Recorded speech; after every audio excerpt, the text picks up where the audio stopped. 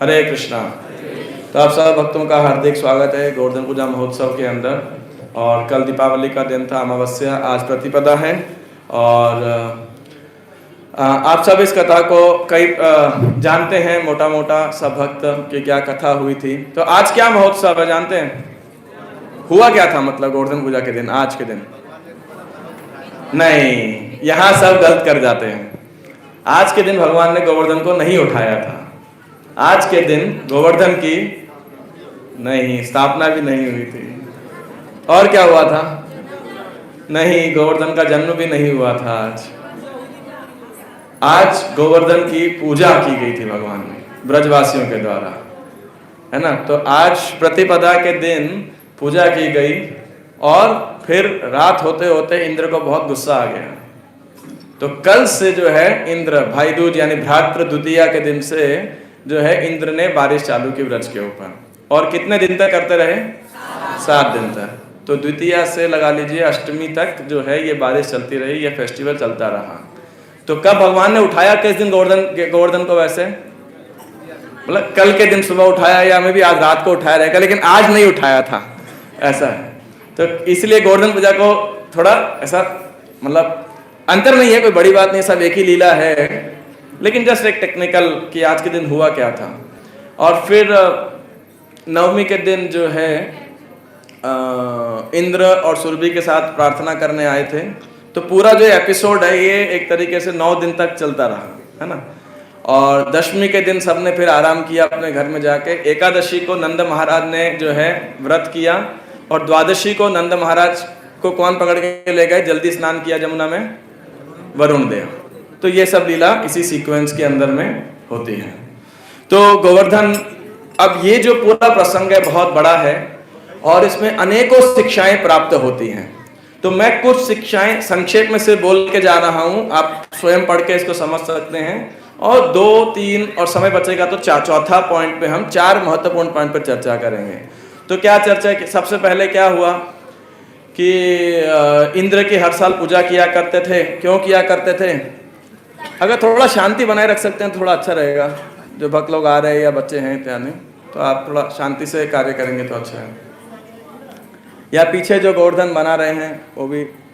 तो इंद्र की सब पूजा का महोत्सव चल रहा था। कृष्ण भगवान आए, गायें जो हैं उनको अच्छी घास मिलेगी और हम भरण पोषण कर पाएंगे।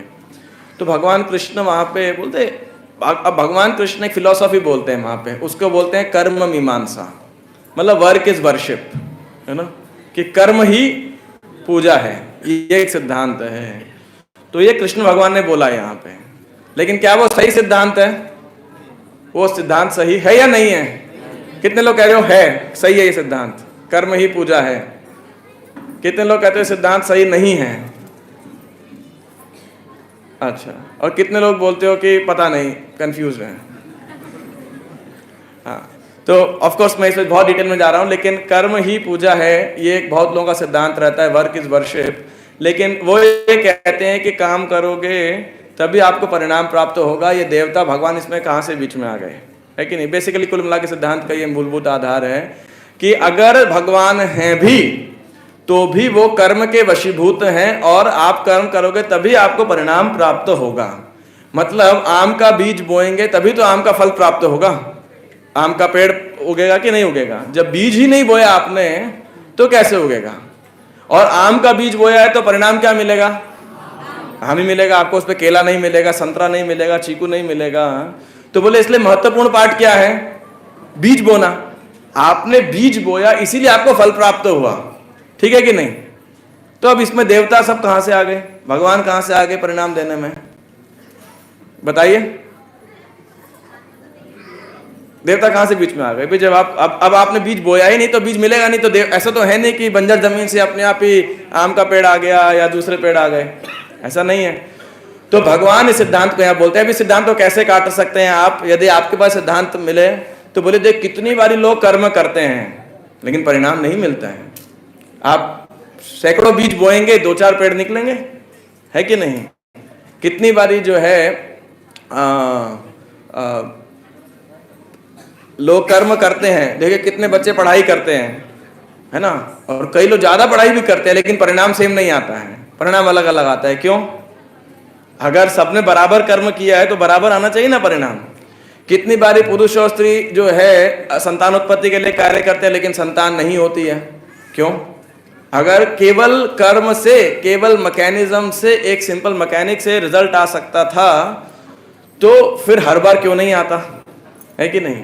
तो ये कर्म ही पूजा कुछ लोगों का और नास्तिक लोगों का सिद्धांत है ये कहने के लिए। इतना ही नहीं, ये कर्म ही पूरा सिद्धांत इतना प्रचलित है कि इसको गीता के सार के रूप में प्रस्तुत कर दिया जाता है कि नहीं। शायद आपने बचपन से पढ़ा होगा। खैर आजकल तो गीता सार भी वो भी नहीं होता कहीं, कम से कम उससे गीता तो याद रहता था, आज वो भी नहीं है। लेकिन आप सोचिए इतनी बड़ी भ्रांति जो है रहती है। तो एनीवे कृष्ण भगवान इस सिद्धांत को नंद बाबा को प्रस्तुत करते हैं और कई लोग सोचते देखो कृष्ण भगवान ने बोला है, लेकिन कृष्ण भगवान ने क्यों बोला? सिर्फ उनको इंद्र पूजा से डिस्करेज करने के लिए।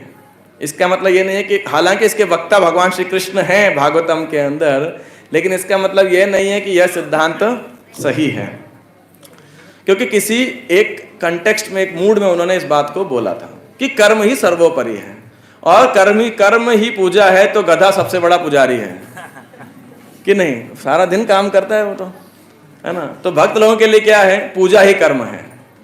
और ये सिद्धांत लोग क्यों बोलते हैं? लोग भक्तों को बोलते हैं आप समाज के लिए क्या कर रहे हो, आप लोग कर्म नहीं करते हो, सब छोड़ छाड़ के ऐसे ही बैठ जाते हो, है कि नहीं। भक्त लोग पैरासाइट है समाज के ऊपर, निकम्मे हैं, है ना। सब बड़े बड़े मंदिर बनाने का क्या फायदा है।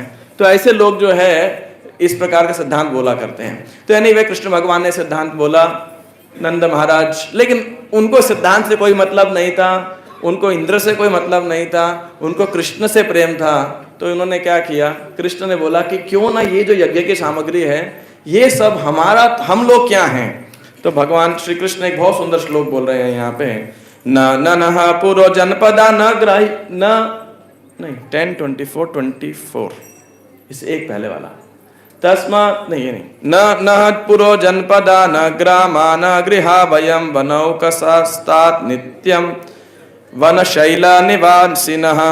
तो भगवान कह रहे हैं हे पिताजी, हमारा घर तो शहर में नहीं है, हमारा शहर गांव में नहीं है, और ना हमारा जो घर है सिटीज मतलब मेट्रोपॉलिटन जो सिटीज है, मतलब ऐसे नगरों में भी नहीं है।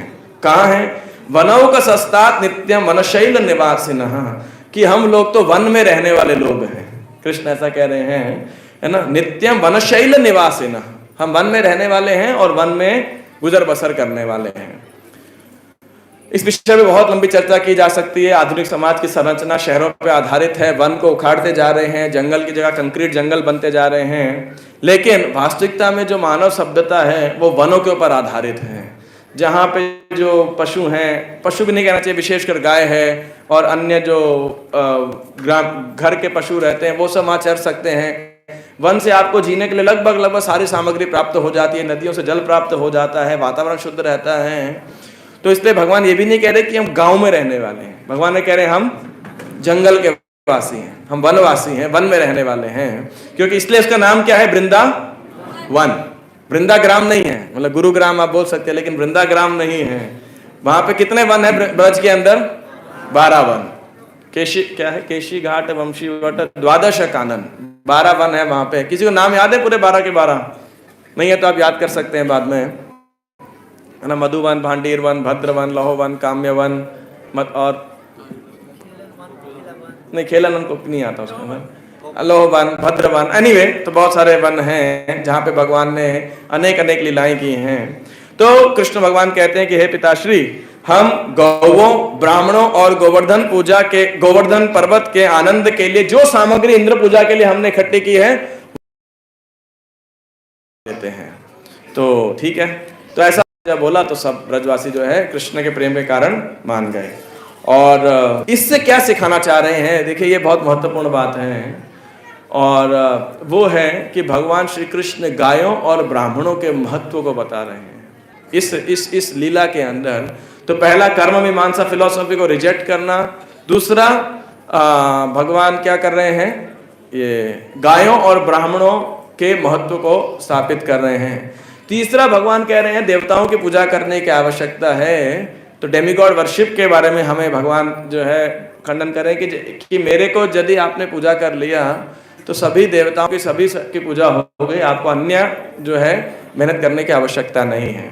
चौथा भगवान ने क्या दिखाया ब्रजवासियों का, चौथा भगवान ने दिखाया कि देखिए अहंकार हमारा कितने बड़ा शत्रु है नहीं, कि कैसे किसी भौतिक वस्तु से पद से आसक्ति होने पे और व्यक्ति को यदि बहुत मान हो, अहंकार हो, तो इंद्र हालांकि देवता हैं और देवता नहीं देवराज है, देवताओं के राजा हैं, लेकिन फिर भी अभी हम चर्चा करेंगे किस प्रकार का कृत्य करने पर वो आ गए। तो अहंकार व्यक्ति को बिल्कुल जो है पागल बना देता है, मदांध जिसे बोलते हैं ना, किसी को अहंकार हो। तो इंद्र के अहंकार को जब चोट लगी, फिर पांचवा इसमें शिक्षा में क्या प्राप्त होती है, ब्रजवासियों ने क्या किया, वो जाकर कृष्ण गाली नहीं दे रहे, देखो हमने इंद्र को नाराज कर दिया, अभी देखो परिणाम भुगतो। वो कृष्ण के पास गए, बोले आप रक्षा करो। तो भगवान ने क्या किया, गिरिराज जी को उठा लिया। तो देखिए जो भक्त है वो संपदे विपदे जीवने मरणे दाय मम गेला तुआ उपद वरणे, कि अनुकूल परिस्थितियों प्रतिकूल परिस्थितियों सुख हो दुख हो वे सदैव भगवान के जो है सेवा में, भगवान के भक्ति में रत रहते हैं, उनको प्रभावित नहीं करते हैं। और उन्होंने कृष्ण की शरण ग्रहण की उस दौरान भी, ब्रजवासियों की शरणागति थी। अब ये जब शरणागति तो कृष्ण ने क्या किया, उनकी रक्षा की। और रक्षा देखिए इतनी बड़ी कैलेमिटी उनकी जान पे बनकर आ गई थी, वो सबसे बड़ा उत्सव बन गया। The calamity became a festivity, you know, एक बहुत बड़ी दुर्घटना एक बहुत बड़े महोत्सव में आयोजित हो गई। इसके बाद एक आचार्य बताते हैं कि भगवान ने लीला क्यों की, एक बहुत सुंदर महोत्सव को मनाने के लिए, ताकि हम आने वाली पीढ़ियां भी उस महोत्सव को मना सकें। और उस समय तो उन्होंने मनाया ही मनाया। और उसके अलावा अंत और अनेक शिक्षाएं हैं। एक शिक्षा लास्ट वो क्या है, इंद्र के मान को ठीक करने के लिए, इंद्र का जो अहंकार था, तो ये भगवान की भक्त वात्सल्यता है। तो हम दो तीन विषय पर चर्चा करेंगे। पहला, गोवर्धन पूजा कैसे मनाई गई, दूसरा इंद्र का क्रोपित होना और किस प्रकार से अहंकार व्यक्ति को पागल बना सकता है, और तीसरा हम चर्चा करेंगे जब इंद्र का अहंकार टूटा तो उन्होंने क्या प्रार्थना की और भगवान की क्या प्रतिक्रिया हुई। तो यहाँ पे भगवान ने अब विधि बताई गिरिराज की पूजा कैसे करनी चाहिए। तो उन्होंने बताया पच्यंताम विविधापाका सुपंतापाय सादयः संयावा पूपशकुल्यः सर्वदोहश्च गृह्यताम।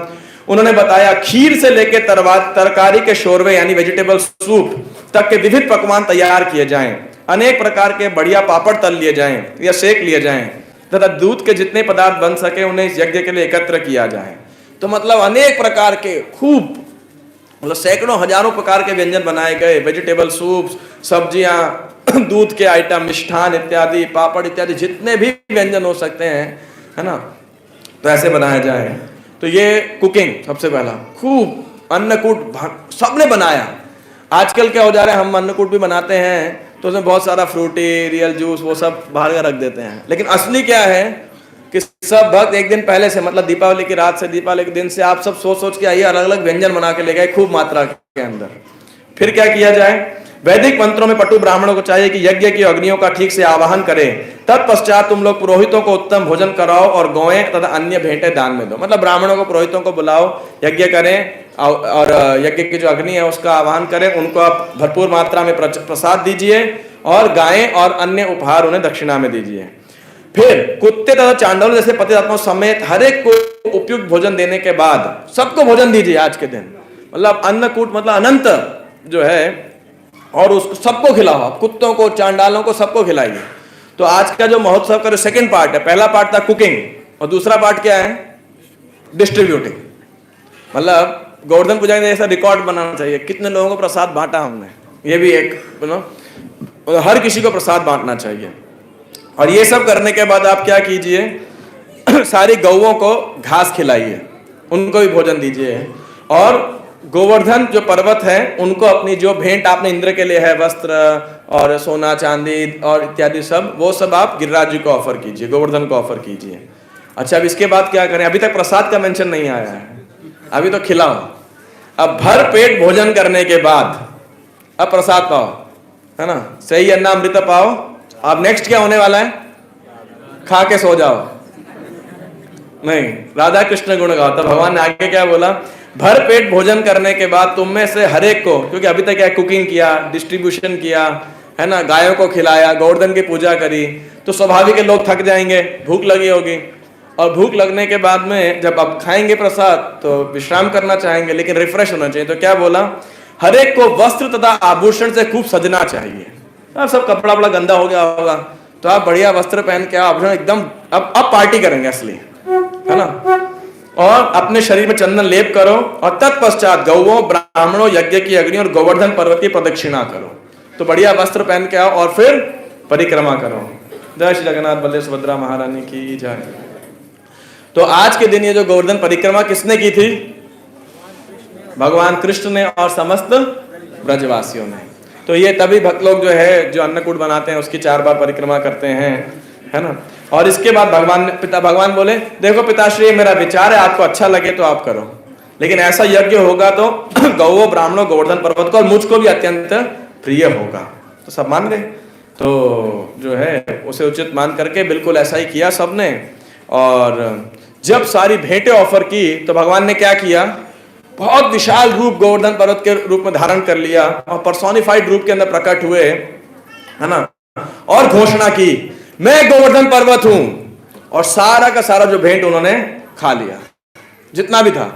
अभी प्रसाद नहीं बचा लोगों के, सब भगवान ने खा लिया। तो अभी क्या करेंगे? तो बोले और लाओ, आनी आनी मतलब और लेके आई, और मतलब और लेके आई। तभी आप जब परिक्रमा करेंगे तो एक गांव है, क्या है उसका नाम? आनी और, है ना, से नाम पड़ गया आनी और लेके आओ। अब जो था सब लेकर के आ रहे। फाइनली ऐसी कथा भागवत में नहीं, लेकिन लोग बोलते हैं कि तुलसी जब उनको ऑफर किया गया तो भगवान संतुष्ट हो गए, और वो सारे के सारा जो अन्न था वो एज इट इज वापस रीअपियर हो गया वहां पे, है ना। अगर मान लीजिए अभी भोग लगाया जाए आपके घर में, पता लगे प्लेट गायब होने लगे, तो लोग बहुत भोग लगाने में थोड़ा टेंशन आने लगेगा अपने को, बोले थोड़ा महंगा सौदा है कि नहीं। तो ऐसे जो है। और हालांकि ये भगवान स्वयं है, लेकिन सब ब्रजवासी ने गिरिराज जी को प्रणाम किया, गोवर्धन को, और भगवान ने भी एक तरीके स्वयं को प्रणाम किया, है ना। तो इस प्रकार से भगवान बोले, देखो यह पर्वत किस पुरुष रूप में प्रकट हुआ है और हम पे इन्होंने कृपा की है, और यह गोवर्धन पर्वत इच्छा अनुसार रूप धारण करके अपनी उपेक्षा करने वाले वन के किसी भी निवासी को मार डालेगा।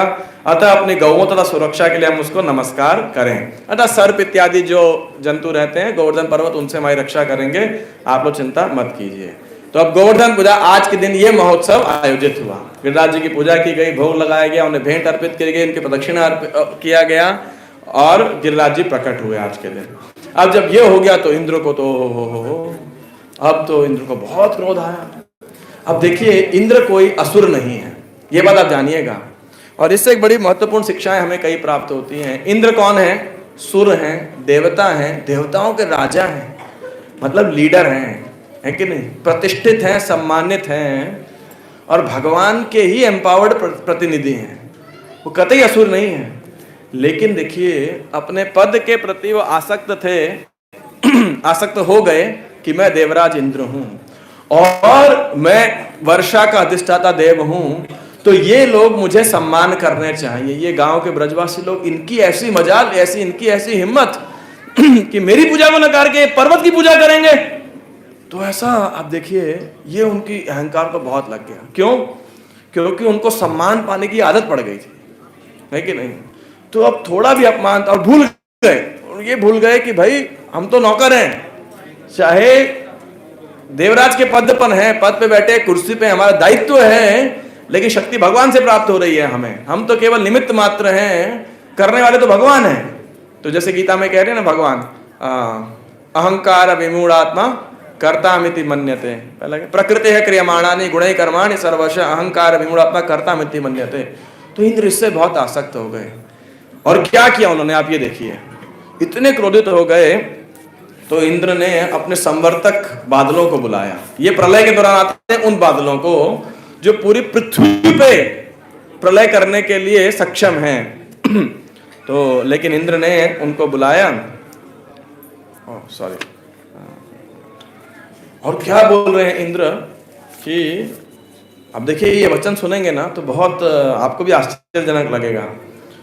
तो उन्होंने सबको बोला कि देखो ये जंगल में वास करने वाले ये ग्वाले अपने वैभव से किस प्रकार घमंडी हो गए हैं।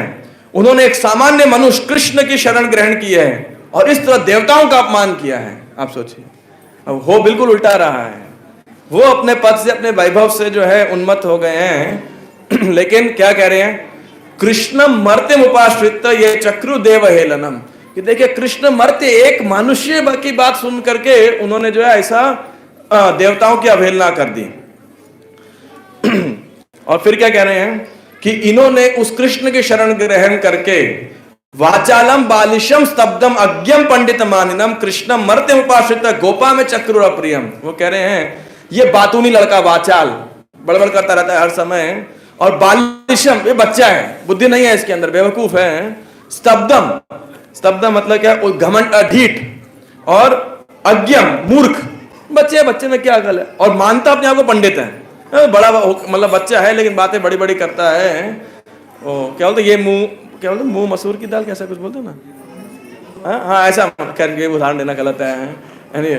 तो कहने का मतलब जो ज्यादा बेवकूफ लड़का है, और इसकी बात सुन के ब्रजवासियों ने क्या कर दिया, मेरे प्रति शत्रुता कर ली। देखिए ब्रजवासियों ने इंद्र के प्रति कोई शत्रुता नहीं ऐलान की थी, सिर्फ उसका पूजा नहीं किया, बस सिर्फ उनके सम्मान में थोड़ी ठेस क्या हो गई। इतने साल तक ये ब्रजवासी इंद्र की पूजा कर रहे थे, ऐसा नहीं है कि पहले नहीं कर रहे थे, इतने साल तक इंद्र की पूजा करते रहे और एक बार पूजा नहीं किया। तो देखिए क्या हो गया, वो सब ब्रजवासियों की निंदा करने लगा, उनको शत्रु बना लिया अपना। और कृष्ण के प्रति जो है, तो ये जो आसक्ति होती है, जो अहंकार होता है, व्यक्ति को अंधा बना देता है बुरी तरीके से, कि देखिए मैं बहुत महान हूं, जो घमंड है ना, मैं सबसे बड़ा हूं। और सामर्थक लोग को बोला उन्होंने, अब तुम जाओ, इनके पशुओं का विनाश कर दो, इनके गर्भ को चूर कर दो, इनके साथ वैभव का नाश कर दो। आप सोचिए, और उसके बाद तुम जाओ और मैं पीछे ऐरावत पे बैठ के आ रहा हूं, वायुदेव के साथ आ रहा हूं। मतलब पहले तो बादल गरजेंगे और इतनी बड़ी बड़ी वर्षा होगी जो प्रलय में आती है। देखिए जो पूरी पृथ्वी को डुबोने वाले संवर्तक बादल हैं, उनको एक छोटे से गांव के अंदर भेज दिया। आप सोचिए, और वहां बता रहे बारिश कितनी बड़ी बड़ी, जैसे बड़े बड़े खंबे गिर रहे हैं ऊपर से, इतने बड़े बड़े बारिश वहां से, और पीछे मैं खुद आऊंगा अपना वजन लेकर के। ठीक है, अब देखिए यहाँ पे एक बात बहुत समझने वाली बात है, ये व्यक्ति का जो अहंकार है उसको सुर से असुर बना देता है। देवता है वो, लेकिन कार्य कैसे कर रहे हैं, डिमोनियक। अब इससे ही बड़ी मैं आपको एक बात बताने वाला हूं, वो आप ध्यान से सुनिएगा बिल्कुल।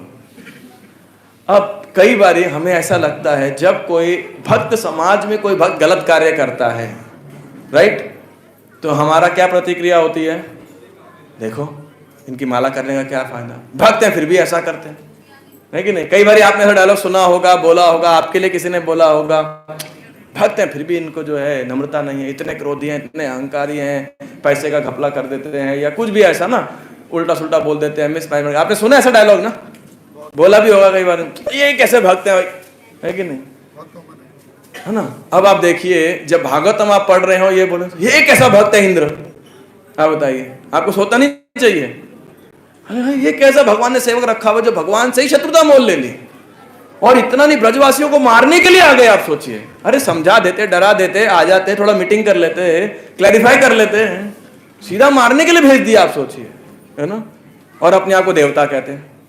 आप कह सकते हो आराम से, है कि नहीं। इसलिए वैष्णवेर क्रिया मुद्रा विज्ञा ना बुझाए। कभी कभी वैष्णव लोग भी, भक्त लोग भी इस प्रकार के रजोगुण, तमोगुण और सतोगुण के प्रभाव में आके कई बार गलती कर देते हैं। तो वो सामने वाला एक भक्त कोई गलती करता है और दूसरी गलती हम कर बैठते हैं, क्या, उनकी भक्ति को गाली दे करके, है कि नहीं। ठीक बात है, कोई आदमी गलत करे उसको रेक्टिफाई करना प्रबंधन का कार्य है, जो जिनका दायित्व है उनको करेक्ट करना चाहिए। करेक्ट नहीं करेंगे तो वो भी गलत है। मैं ये नहीं कह रहा हूं इसका मतलब जिसका जो मनमानी आए वो करता रहे, ये मेरे कहने का अर्थ नहीं है। लेकिन मेरे कहने का अर्थ है, कभी कोई भक्त के रजोगुण तमोगुण से, उसकी कंडीशनिंग से, उसका कोई ऐसा आचरण हो जो उचित नहीं हो, तो हम उनसे डिस्टेंस बना सकते हैं, दूर से आदर कर सकते हैं, लेकिन उनके प्रति अनादर करने का ठेका हमने नहीं लिया है और नहीं करना चाहिए। कहने करती है, हमें रिपोर्ट करना चाहिए यदि कोई संस्था के लिए सही नहीं हो, लेकिन उसकी चुगली नहीं करनी चाहिए, उनके लिए कोई कमेंटबाजी नहीं करनी चाहिए। ये हम भक्तों को सीखना चाहिए। क्यों? क्योंकि हर व्यक्ति हॉस्पिटल में, जब इंद्र गलती कर सकते हैं तो फिर आप और मैं किस खेत की मूलियां, बताइए, है कि नहीं। तो इसी प्रकार से हमें ये क्षमाशीलता को सीखना चाहिए सहनशीलता को सीखना चाहिए कि भक्त समाज के अंदर भी आ गए तो इसका मतलब ये नहीं है कि हर व्यक्ति शुद्ध भक्त बन गया है कि नहीं। तो इसीलिए इस बात से हम एक सीख सकते हैं कि आप बोल सकते हैं इंद्र कैसा भक्त है। अब दूसरी बात देखिए, भक्तों के अंदर, अब हम भक्त हैं तो हम ये नहीं, अब ये मेरी बात से ये मत ले लीजिएगा हाँ हम माला भी कर रहे हैं इधर से कोई गलत कार्य भी कर रहे हैं, नहीं। भक्त का आचरण तो बिल्कुल प्रभुपाद जी कहते थे कि जेंटलमैन जैसा होना चाहिए। What is that verse? All the good qualities come in the यस्यास्ति भक्तिर् भगवती अकिंचन सर्वै गुणैस्तत्र समासते सुराः हराव भक्तस्य कुतो महद्गुणा मनोरथेन सति धावतो बहि। तो पंचम स्कंद के अंदर प्रहलाद महाराज जी श्लोक बोल रहे हैं, यस्यास्ति भक्तिर् भगवती अकिंचना सर्वै गुणैस्तत्र समासते सुराः, कि एक भक्त जेंटलमैन होना चाहिए, उसे हर प्रकार के सद्गुण डेवलप करने चाहिए अपने अंदर निश्चित रूप से। तो इसलिए मेरे पिछले तात्पर्य को ढाल बना के अपनी गलतियों को नहीं बचाना चाहिए, रादर हमें यह सीखना चाहिए कि भक्तों से गलती या हमारे अपने आचरण में गलती क्यों होती है, इस अहंकार के कारण। क्यों भक्तों में द्वेष होता है? क्योंकि हम अपने पद के प्रति आसक्त होते हैं, हम अपने सम्मान के प्रति आसक्त होते हैं और बड़ा बुरा लग जाता है, मैं आया मेरे को माला नहीं पहनाई, प्रणाम नहीं किया, आरती की थाली नहीं दी गई मुझे, हमें मंदिर में इतना दान देते हैं हमें पूछा नहीं किसी ने वहां पर, हम मंदिर जाना छोड़ देंगे, है कि नहीं।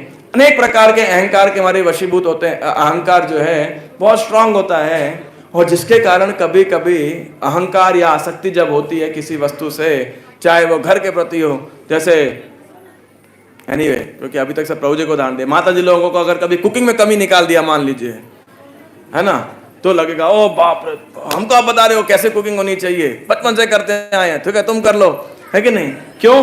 क्योंकि हर एक की अपनी आसक्ति रहती है कि नहीं। हर आदमी सोचता है हमारी तो सब तारीफ ही करने चाहिए, कैसे हमारा अपमान कोई कर सकता है। कृष्ण की आप जगत में सम्मान मिलेगा, अपमान भी मिलेगा आपको, तो कृष्ण तो बराबर करेंगे आपके लिए, है कि नहीं। तो ऐसे जो है ये बात जब आसक्ति हो जाती है किसी को लगातार सम्मान की, और एक बार सम्मान ना दो फिर क्या होता है, उसको बड़ा अपमानित महसूस होता है। तो कई बारी आपने मेरे नाम के आगे प्रभु नहीं लगाया, है नहीं, और इत्यादि इत्यादि अनेक प्रकार से जो है ये अहंकार जो है हमें जो है वशीभूत करता है, अपने चाहे घरों के अंदर हो, ऑफिस के अंदर हो, मंदिर के अंदर हो, भक्त समाज के अंदर भी हो। तो हमें सबको अपने टटोलना चाहिए, क्या मैं भक्तों का देवी आचरण कर रहा हूं या आसुरी आचरण कर रहा हूं, है कि नहीं। और क्यों? अगर हम रिफ्लेक्ट करेंगे आप देखिएगा, क्योंकि अहंकार उसका एक बहुत बड़ा हमारे अंदर शत्रु है, मदांध। कोई लोग जन्म से अंधे होते हैं, कोई काम वासना से अंधे हो जाते हैं, और कोई भौतिक ऐश्वर्य से अंधे हो जाते हैं, है कि नहीं। तो मदान जैसे नलकूर और मणिग्रीव थे, बहुत ऐश्वर्य आ गया तो खूब अहंकार बढ़ गया, नारद जी का सम्मान नहीं कर पाए। और यहाँ पे इंद्र के अंदर अहंकार है, उनका सम्मान नहीं हुआ तो प्रॉब्लम। अब यहाँ हम बोल सकते हैं नारद मुनि का भी सम्मान नहीं हुआ, देखो उन्होंने श्राप दे दिया, नहीं, लेकिन नारद मुनि करुणा थी कि ये इतने जो है कुबेर के लड़के हैं और ये ऐसा कृत्य करें, उनको दया आई, तो इसलिए उन्होंने उनको ठिकाने लाने के लिए श्राप दे दिया। लेकिन यहाँ पे देखिए जो इंद्र ने किया वो क्या है, सब ब्रजवासियों को मारने का पूरा योजना बना दिया। और जब इस प्रकार से उन्होंने किया तो फिर खूब घमासान वर्षा किया। इसलिए हम भक्तों को बड़ा सावधान रहना चाहिए, किससे? अहंकार से, है ना। और ये एक बहुत बड़ा शत्रु है भक्त समाज के अंदर भी, है ना। ऑफकोर्स मैं ऐसा नहीं कह रहा हूँ कि मैं इससे फ्री हूँ, लेकिन फिर भी कहने की बात है कि हम सबको टटोलना चाहिए अपने अंदर कि क्या मैं भगवान के दास के रूप में कार्य कर रहा हूँ या अपने अहंकार के वशीभूत होकर कार्य कर रहा हूँ या कर रही हूँ। इस बात को हर व्यक्ति को देखना चाहिए, क्या मैं भगवान का दास हूँ या अहंकार का दास हूँ, है कि नहीं। तो इस प्रकार से जो है अहंकार एक सुर को एक भक्त को अभक्त बना सकता है, एक सुर को असुर बना सकता है ना। और एक सम्मानित प्रतिष्ठित भक्त से भी इस प्रकार गलत कार्य करा सकता है। लेकिन भगवान बहुत कृपालु हैं। भगवान जानते थे कि इंद्र बहुत क्या है, गर्वीला हो चुके हैं, इंद्र को बहुत घमंड आ चुका है, अहंकार बढ़ चुका है, तो मुझे उनकी रक्षा करनी है। भगवान को नहीं था हाय मेरे से बैर कर रहा, मैं इसको मदद से खाता हूँ, अभी खत्म करता, नहीं नहीं नहीं। भगवान ने क्या किया, भगवान बोले उनका अहंकार भी चूर कर देंगे और यहाँ पे क्या करते हैं, सब ब्रजवासियों के साथ में एंजॉय करते हैं। तो आप देखिए 7 दिन तक एक महोत्सव बन गया। क्यों महोत्सव बन गया? अब ये एक बहुत इंपॉर्टेंट बात है। देखिए ब्रजवासियों में अहंकार नहीं था, ब्रजवासियों में क्या था, कृष्ण के प्रति शरणागति। शरणागति कहना भी गलत है, कृष्ण के प्रति क्या था, अटूट प्रेम, है ना। कृष्ण के पास गए और उनको बोल रहे हैं, बहुत सुंदर श्लोक है ये, आप शायद पीछे भी दोहरा पाएंगे हमारे।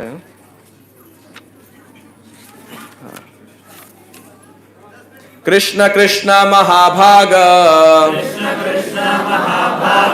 त्वन्नाथम गोकुलम प्रभो त्रातुम अर्हसि देवान्नः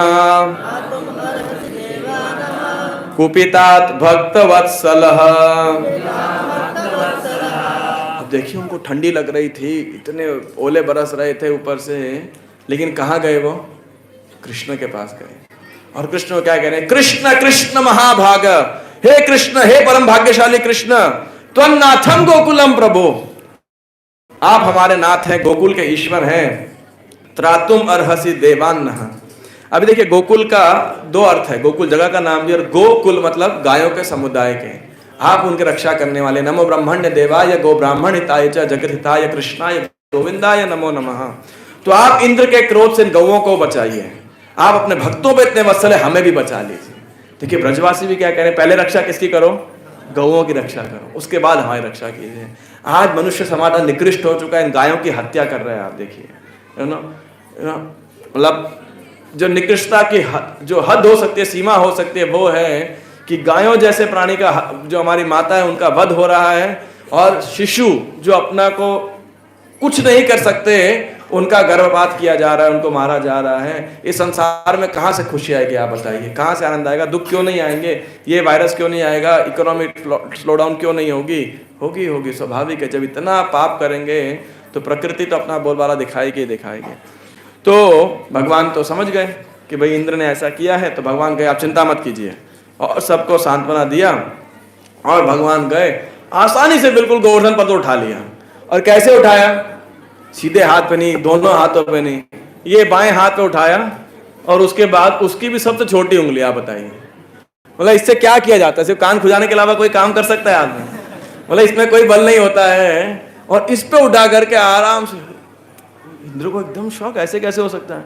और बड़े बड़े, अब किसी का प्रश्न ये आ सकता है कि भाई ठीक है, गोवर्धन पर्वत बहुत बड़ा था, ऊंचा था, उठा लिया उन्होंने, लेकिन साइडों से तो पानी आ रहा होगा भाई, इतना बारिश गिरा है तो बाढ़ आएगा ना, है ना। तो इसका क्या उत्तर है? तो एक आचार्य बता रहे हैं कि भगवान का सुदर्शन चक्र गोवर्धन के चारों ओर जो परिक्रमा लगा रहे थे, और उनकी गर्मी से ये सारा इवापोरेट होते जा रहा था, तो फुल प्रोटेक्शन वहां पे किया। और कृष्ण भगवान राइट हैंड से अपनी बांसुरी बजा रहे हैं, और सब ग्वाल बाल यशोदा माई, कोई सोच ही नहीं सकता कि वो भगवान है। इतना करने के बाद भी आप सोचिए, ये है कृष्ण का माधुर्य, ये है ब्रज का माधुर्य है। हाँ बोल रहे, लाठी लगा रहे हैं, अरे कृष्ण से गिर जाएगा कहीं, है कि नहीं? नहीं। बाद में गोपियां कह रही हैं कि देखो ये कृष्ण क्यों उठा पाया गोवर्धन को, कृष्ण में कोई ताकत थोड़ी है, ये तो राधा रानी उनकी ओर देख रही थी इसीलिए उठाया उन्होंने, है कि नहीं? तो ना गोप है ना गोपियां है, कोई मानता ही नहीं कि उठाया है ना। उनको लग रहा है ये तो बहुत चमत्कार है, कोई भगवान की शक्ति है इसके पास में, नारायण की शक्ति है, बाकी क्या है ना। तो ऐसा जो है भगवान ने उठा लिया, और सब अब 7 दिन 7 रात। देखिए ये भगवान इंद्र से ना बहुत ज्यादा नाराज नहीं थे। नाराज किससे थे? ब्रह्मा जी से ज्यादा नाराज थे। मेरे दोस्तों को दूर कर दिया, बछड़ों को दूर कर दिया। यहाँ पे तो गाय बछड़े ग्वाल बाल गोपियां, जो वयोवृद्ध गोपियां, सारा ब्रज इकट्ठा हो गया एक साथ। मतलब दास्य रस, साख्य रस, वात्सल्य रस, माधुर्य रस, सब एक साथ इकट्ठे हो गए यहाँ पे। तो खूब सेलिब्रेशन हुआ, खूब एकदम पार्टी, 7 दिन 7 नाइट, 7 days 7 नॉन स्टॉप, पूरा वीकेंड पार्टी नहीं, ये वीक पार्टी, पूरा whole week, throughout the week party, है ना, 24/7। और वो कृष्ण का रूप देख रहे हैं। क्यों? आज देखिए ग्वाल बालों को लगता था वो सुबह सुबह गाय चराने जाते थे, शाम को वापिस आ जाते थे, तो जो है उनको रात का समय कृष्ण के साथ नहीं रह पाते थे। गोपियां दिन के समय नहीं रह पाती थी, जो कृष्ण की माता गण है वो दिन के समय रह पाती थी। अब सबको मौका मिला 7 दिन 7 रात कंटिन्यूअसली कृष्ण के साथ रहने के अंदर, और उन्हें कोई भूख प्यास कुछ प्रकार का नहीं, केवल आनंद हो रहा है, वहां पे संगीत हो रहा है, कृष्ण के दर्शन कर रहे हैं। और 7 दिन इस प्रकार से होके भगवान ने सबको बाहर निकाला और बोला कि आप जाइए, हवा वर्षा सब रुक गई है, पानी उतर गया है, बाढ़ का पानी, आप सब बाहर जाइए। और जब सारे चले गए, कृष्ण ने आराम से उठा के उसे वापस सेट कर दिया वहां पे। अब देखिए अगर किसी को अवार्ड देना हो, नोबेल प्राइज देना हो वेट लिफ्टिंग में, किसको देना चाहिए? भगवान कृष्ण को, है कि नहीं? और ऐसा कहीं कोई वर्णन नहीं है कि भगवान जिम जाते थे, वर्कआउट किया करते थे, और 5 kilo 10 kilo 25 kilo 125 kilo practice किया करते थे। एक्चुअली प्रभुपाद जी की एक शिष्या थी, आई थिंक जदुरानी माता जी थी, तो उन्होंने जब गोवर्धन लीला का पेंटिंग बना ना, कृष्ण भगवान के बड़े बड़े ऐसे बाइसेप्स और सब बना दिए। तो प्रभुपाद जी आए और देखे तो प्रभुपाद जी को बहुत हंसी आई कि ठीक है, अभी उनको तो कृष्ण का रूप नहीं पता है। तो प्रभुपाद बोले Krishna doesn't need biceps, triceps to lift Govardhan hill. तो कहने का अर्थ है कि कृष्ण भगवान सदैव भगवान है, उनको कोई अभ्यास करने की आवश्यकता नहीं है ना। तो इस प्रकार से जो है भगवान ने इंद्र, अब इंद्र 7 दिन 7 रात संवर तक, बादल की कैपेसिटी खत्म, पूरा टैंक खाली उनका, अब क्या करेंगे भाई, है कि नहीं। तो अब कृष्ण भगवान जो है उल्टा हुआ था, सुरभि आई इंद्र को, इंद्र पीछे पीछे आए। सुरभि क्यों आई, कोई बता सकता है क्या कारण था सुरभि गाय का आने का?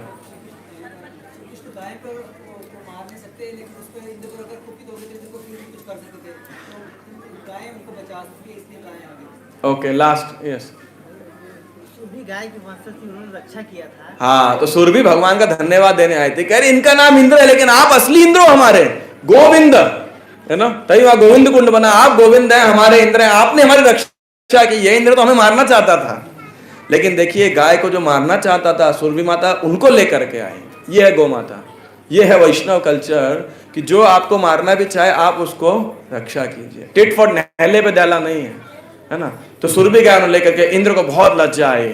अब एकांत स्थान में आकर के इंद्र जो है भगवान के चरणों में गिर पड़े, और भगवान ने भी देखा गोवर्धन तल में बिल्कुल जहां एकांत था कि इंद्र ऑलरेडी लज्जित थे और लज्जा ना हो। ये देखिए भगवान की महानता, इतना बदमाशी किया इंद्र ने, लेकिन इंद्र को लज्जा, और ऑलरेडी लज्जा है, चरण में गिर रहा है, क्षमा मांग रहा है, तो उसको और अपमानित ना किया जाए। तो एकांत स्थान में आकर के भगवान ने उनको अवसर दिया, और दोनों हाथ खड़े होकर जो है इंद्र हाथ जोड़ करके भगवान को इस प्रकार से जो है भगवान की प्रार्थना करने लगते हैं। बहुत सुंदर फिलोसॉफिकल श्लोक हैं, बड़े बड़े तात्पर्य हैं इसके अंदर, खासकर प्रभुपाद जी के शिष्यों ने श्रीधर स्वामी की टीका से ये किए हैं। लेकिन मैं एक श्लोक उसमें से 1-2 श्लोक पढ़ूंगा। ये मद विधाज्ञा जगदीश मान्य स्वामीक्ष्य काले भयमाशु तन्मदम् हित्वार्यमाणं प्रभजन्त्य भस्मया इहा खलानामपि तेनुशासनम्। इंद्र क्या कह रहे हैं, पहले कह रहे वृथा पंडित जगदीश अपने आप को ये ईश्वर मान रहा है, अब क्या कह रहे हैं, मुझ जैसे मूर्ख जन जो अपने को जगत का स्वामी मान बैठते हैं, तुरंत ही अपने मिथ्या गर्व को त्याग देते हैं, और जब वे आपको काल के समक्ष निडर देखते हैं तो वे तुरंत आध्यात्मिक प्रगति करने वाले भक्तों का मार्ग ग्रहण कर लेते हैं। इस तरह आप दुष्टों को शिक्षा देने के लिए ही दंड देते हैं। तो कृष्ण भगवान कह रहे हैं कि आप दंड दे रहे हैं किस लिए, शिक्षा देने के लिए। दंड इसलिए नहीं दे रहे कि आप हमसे नफरत करते हैं, घृणा करते हैं, हमारे सुधार के लिए कर रहे हैं, क्योंकि हम अपने आप को मिथ्या स्वामी मान बैठते हैं। इसीलिए भक्तों के लिए कि महत्वपूर्ण शिक्षा आज के दिन है कि स्वामित्व की भावना को इस संसार में हमें त्यागना चाहिए। दायित्व होना एक बात है, स्वामित्व होना ठीक नहीं है। आपका दायित्व है माता पिता का, घर संभालने का, फैक्ट्री का, इत्यादि इत्यादि, वो करना उचित है, लेकिन आप मानो कि हम बच्चों के स्वामी हैं, हम घर के स्वामी हैं, ये गलत है। घर के स्वामी कौन है, भगवान है, हम उनके दास हैं। फैक्ट्री के स्वामी कौन है, भगवान है कि नहीं। पति क्या सोचता है, मैं पत्नी का स्वामी हूँ, पत्नी क्या सोचती है, मैं इसकी स्वामी नहीं हूँ ना, ये गलत है। दोनों क्या सोचना चाहिए, दोनों भगवान के दास हैं, है ना। कैसे मैं उनकी मदद करूं आध्यात्मिक प्रगति के अंदर। और नहीं तो देखिए अगर ये भाव हो तो मेरे हिसाब से सारे झगड़े समाप्त हो जाएंगे कि नहीं। अगर इस भाव को अनुकूल किया जाए, प्रयास भी किया जाए, तो संसार में सब झगड़े समाप्त तो हो जाएंगे, है कि नहीं। तो इस प्रकार से वो कह रहे हैं कि भगवान हमें शिक्षा देने के लिए इस प्रकार प्रकट होते हैं और अनेक प्रकार से प्रकट करते हैं, प्रार्थना करते हैं। नमस्तुभ्यं भगवते पुरुषाय महात्मने वासुदेवाय कृष्णाय सात्वतां पतये नमः। हे भगवान सर्वव्यापी, सबों के हृदय में निवास करने वाले हे परमात्मा, आपको नमस्कार है। यदुकुल श्रेष्ठ हे वासुदेव, आपको मेरा नमस्कार। और इस प्रकार से जो है वो बोल रहे हैं कि मैं आपकी शरण में आया हूं। और भगवान फिर हंसने लगे और मेघ गंभीर या वाचा, बादल जैसी गंभीर आवाज में भगवान कृष्ण बोल रहे हैं, मयाते कारी मघवन मख भृंगो अनुगृहता मदनुस्मृत्ये नित्यमतस्येन्द्र श्रियाभृशम। हे इंद्र, मैंने तो दयावशी तुम्हारे निमित्त होने वाले यज्ञ को रोक दिया था। तुम स्वर्ग के राजा के अपने ऐश्वर्य से अत्यधिक उन्मत्त हो चुके थे और मैं चाहता था कि तुम सदैव मेरा स्मरण कर सको। और श्रीधर स्वामी यहाँ कह रहे हैं कि गुह्यमाख्याति यहाँ पे दोनों कर रहे हैं, अपने हृदय को रिवील कर रहे हैं। कौन, पहले इंद्र रिवील किया तो भगवान कृष्ण अपने मनोभाव को रिवील कर रहे हैं। इंद्र ये मत सोचना कि मैं तुमसे ईर्ष्या करता हूं, है ना। क्यों, इंद्र को लग सकता है इंद्र को क्या लगा, देखिए अहंकार का एक और लक्षण क्या है कि भाई ये लोग मेरी पूजा को छोड़ करके कृष्ण की बात मान रहे हैं। चलो कृष्ण मेरे स्वामी भी अगर मान ले, हालांकि इंद्र को ज्ञान नहीं था, तो भी मेरी अथॉरिटी को छोड़ के मेरे ऊपर क्या चला गया ये, है कि नहीं? ऐसा होता है ना ऑफिस के अंदर। अब मैं बताता हूं मेरी न्यूसेंस वैल्यू क्या है कि नहीं? अब देखिए ऐसे अहंकार जो है चोट पहुंचाता है। फिर चाहे वो आपके ऑफिस में हो, कॉलेज में हो, भक्त समाज में हो। हमें याद है जब मैं कॉलेज में था तो हम भक्त लोग कॉलेज, अब क्योंकि हम सुबह जल्दी उठते थे तो जल्दी हमें गेट खुलवाना पड़ता था हॉस्टल से मंगल आरती के लिए। सुबह 4 बजे टाइमिंग था, 5 या 5:30 बजे ऐसे था खुलने का टाइमिंग, गेट खुलने का। अब गेट कीपर से बना के रखो, उसको प्रसाद दो, उसकी तारीफ करो, कुछ करो। सो रहा है तो गाली मत दो, क्या ड्यूटी कर रहा है, आराम से भैया थोड़ा दरवाजा खोल देंगे क्या, है ना? क्यों? जिस दिन आपने, एक हमारे भक्त ने ऐसे ही किया, थोड़ा गेट कीपर से झगड़ा कर लिया। अगले दिन बेटा दिखाता हूँ तेरे को गेट खोला, अब जा जिसके पास जाना है। वार्डन आके तेरा गेट खोलेगा, और वो कंप्लेन और लगा दिया, है कि नहीं? अब वार्डन भी अगर बोल देगा ना कि जल्दी खोल दो, तब भी नहीं खोला। क्यों? मेरे को, मेरा अहंकार को चोट लगाया है ना।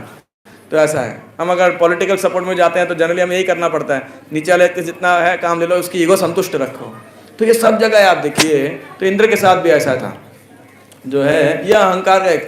तो जो है भगवान ने कहा ये मत सोच लेना कि मैं तुम्हें दंडित कर रहा हूँ क्योंकि मैं तुमसे ईर्ष्यालु हूँ, है ना? नहीं तो लगेगा देखो ये ना अभी मैं आगे बढ़ रहा हूँ तो मेरा बॉस मेरे से इनसिक्योर फील कर रहा है। ये मत सोच लेना, मैंने तुम्हें दया करने के लिए ही ऐसा किया है ना? इस प्रकार से जब भगवान ने इंद्र को बोला, और फिर एक सेकंड,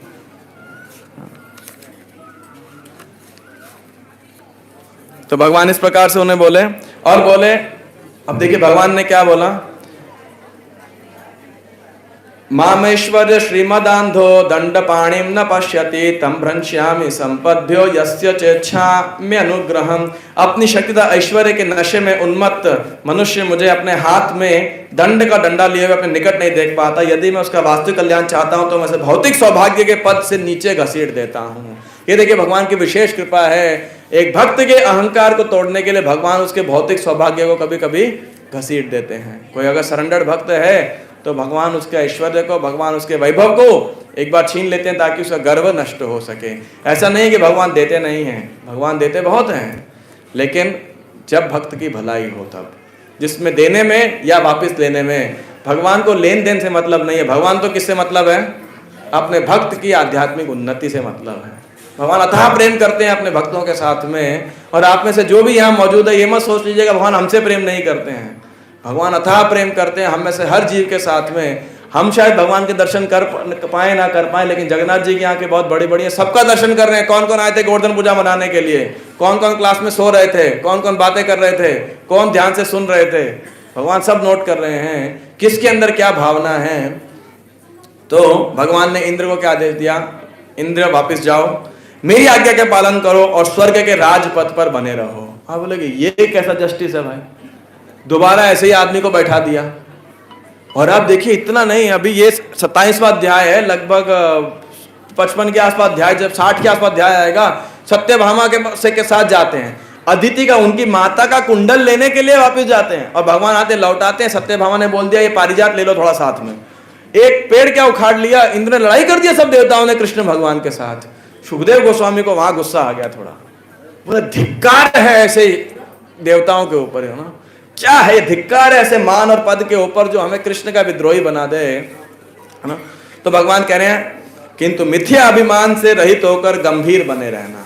तो भगवान हम सबसे ये चाहते हैं, आज के दिन हम गिरिराज जी को बहुत सुंदर पकवान ऑफर कर सकते हैं, हम उन्हें फूल ऑफर कर सकते हैं, हम मालाएं ऑफर कर सकते हैं, हम लक्ष्मी ऑफर कर सकते हैं, लेकिन एक चीज हम सबको ऑफर करनी चाहिए, वो क्या है? अपना मिथ्या अहंकार, कि भगवान हम आपके दास हैं। और इस प्रकार से सुरभि भगवान का गुणगान करती है, कृष्ण कृष्ण महायोगिन विश्वात्मन विश्वसंभव भवता लोकनाथेन सनाथा भयमुच्यत, है ना? और फिर कहिए त्वम न परमकम दैवम त्वम न इंद्रो जगतपते भवाय भव गो विप्र देवानाम च ये च साधव।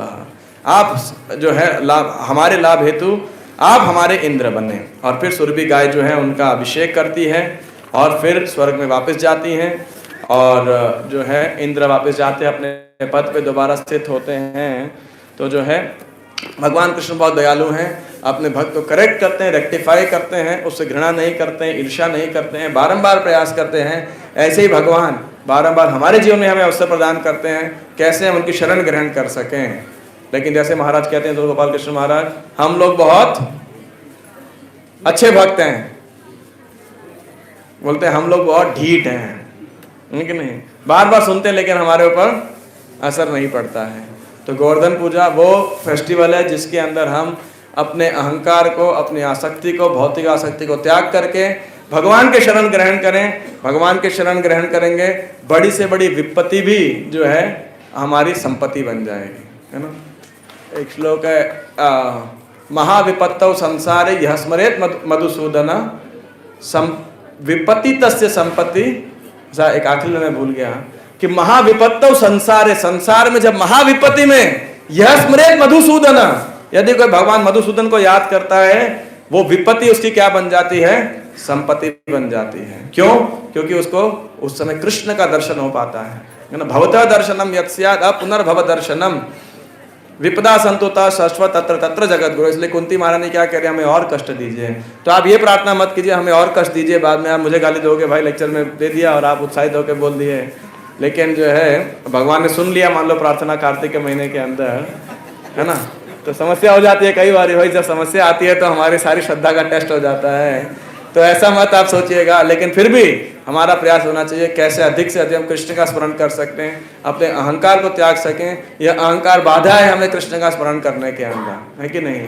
चाहे हमें जो है फंड कलेक्शन करना है, बहुत सारी सेवाएं करनी है, मंदिर के अंदर प्रबंधन है, और संसार में उथल पुथल चलती रहती है, घर में, बिजनेस में, राजनीति के अंदर अनेक प्रकार उथल पुथल चलते रहते हैं।